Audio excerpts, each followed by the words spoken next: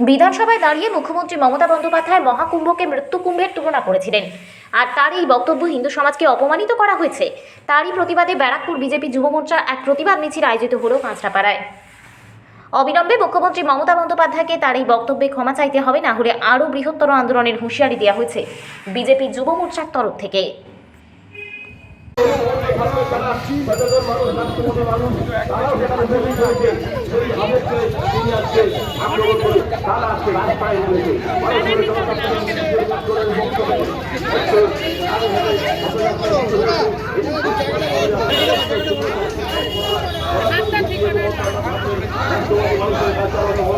আপনারা আমাদের এই প্রতিবাদ পদযাত্রায় উপস্থিত হয়ে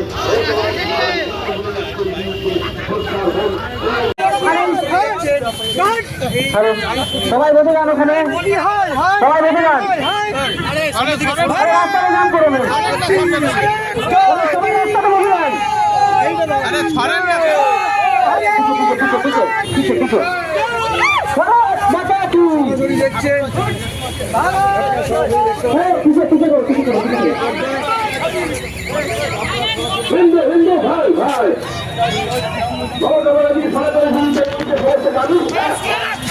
গ্যাস আছে।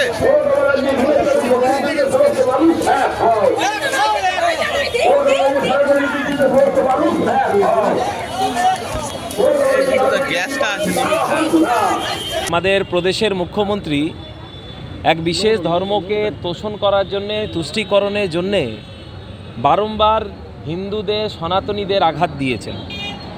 এক পবিত্র অনুষ্ঠান মহাকুম্ভ, সেখানে এখন অবধি 60 কোটি মানুষ তারা সেখানে স্নান করেছেন এবং মমতা ব্যানার্জি সেটাকে মৃত্যুকুম্ভ বলে সম্বোধিত করেছেন। ওনার মন্ত্রিত্ব সভার মন্ত্রী ববি হাকিম কখনো দাওয়াতে ইসলাম, কখনো 50% বাঙালিরা যাতে উর্দু বলে, 33% থেকে এমন জনসংখ্যা করতে হবে যাতে তারা বাংলা দখল করতে পারে। এরপরও মমতা ব্যানার্জি কোনো সংখ্যালঘুদের বা কোনো জেহাদিদের তাদের ওপরে কোনো অ্যাকশন নেননি।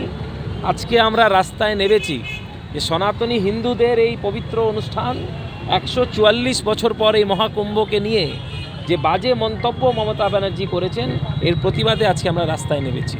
কিন্তু দেখা গেছে মহাকুম্ভে তো শাসক দলের